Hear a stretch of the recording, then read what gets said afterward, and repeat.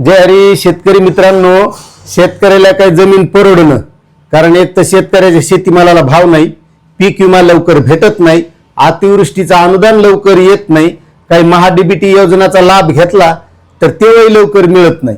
आणि मग काय करतात बरेचसे शेतकरी, शेती परवडणं ना मग सरळ आपली भाड्याने देऊन टाकायची, म्हणजे आपण त्याला ग्रामीण भागात ठोक्याने देणं म्हणतो। बरेच शेतकरी आता ह्या गोष्टी करायलेत।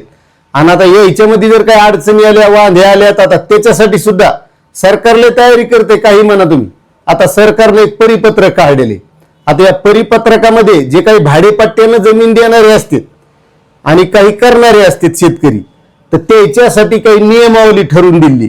काय होतंय, भाड्याने दिली किंवा ठोक्याने दिली ना तर जे कसणार आहे का त्याला पीक विमा मिळत नाही, त्याला अतिवृष्टी मिळत नाही, किंवा दुसरं कोणतं बँकेचं कर्ज घ्यायचं असलं त्या जमिनीवर तर ते त्याला भेटत नाही। की जो मूळ मालक आहे का ह्या सगळ्या गोष्टीचा फायदा त्याला भेटत आहे। एक तर त्याला जमीन परवडणं ते देत आहे ठोक्यानं, पीक विमा आला तर त्यालाच भेटतो, अतिवृष्टी त्यालाच भेटती, आणि पीक कर्ज घ्यायचं असलं त्या जमिनीवर त्यालाच भेटत आहे। मग आता राज्य शासनाने काय केले, जे असे भाडेपट्ट्यानं ठोक्यानं जमीन देतात का त्याच्यासाठी एक नियमावली तयार केली, आणि ती सगळी नियमावली आपल्याला बघायची।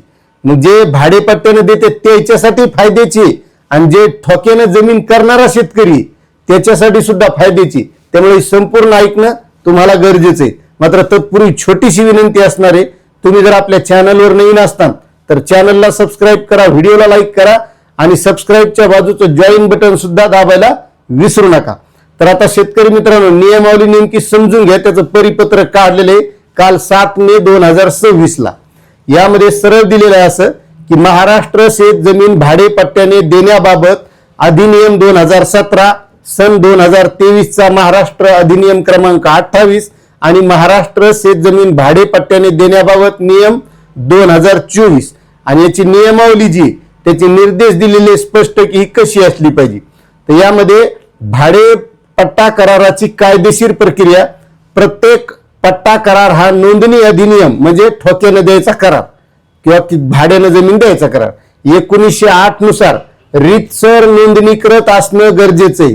तोही तहसीलदारांच्या समोर तो नोंदणीकृत असला तरच ह्या सगळ्या गोष्टी, पीक विमा असेल, अतिवृष्टी असेल किंवा पीक कर्ज घ्यायचंय, ह्या सगळ्या गोष्टीचा फायदा जो ठोक्याने जमीन करायला भाड्याने करायला का त्याला होणार आहे। नाही तर इकडेच आपला घरगुती कागदावर केला तर त्याचा काहीच फायदा होणार नाही। आणि त्यामध्ये पुन्हा दुसरी एक गोष्ट दिली, आता बऱ्याच ठिकाणी काय होतं, भाड्यानं करतो जमीन आणि उद्या तो ताबा त्याच्यावर सांगतो किंवा माझीचे म्हणतो, किंवा काही अडचणी निर्माण होतात। त्याबद्दलही यामध्ये दिलेले की कराराचा कालावधी संपताच जमिनीचा ताबा कोणत्याही कायदेशीर अडथळ्याविना मूळ मालकाकडे येईल। या करारामुळे पट्टेदाराला जमिनीवर कोणताही कायमस्वरूपी मालकी हक्क सांगता येणार नाही, याची स्पष्ट नोंद यामध्ये करण्यात यावी।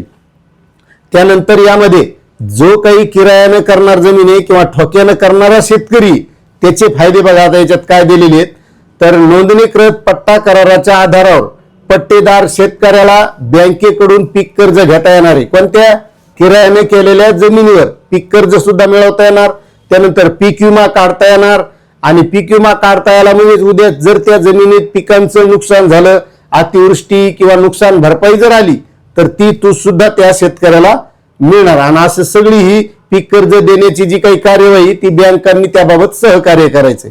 आता प्रशासकीय जबाबदारी याची कोणाकडे असणार, इकडे नुसता पट्टेदार जमीन मालक याच्यात करार होणार का, तर तसं नाही। त्यासाठी जबाबदार आहेत प्रत्येक तहसीलदाराने सोबत जोडलेल्या विहित नमुन्यात एक स्वतंत्र पट्टा करार नोंदवही रजिस्टर तयार करायचे।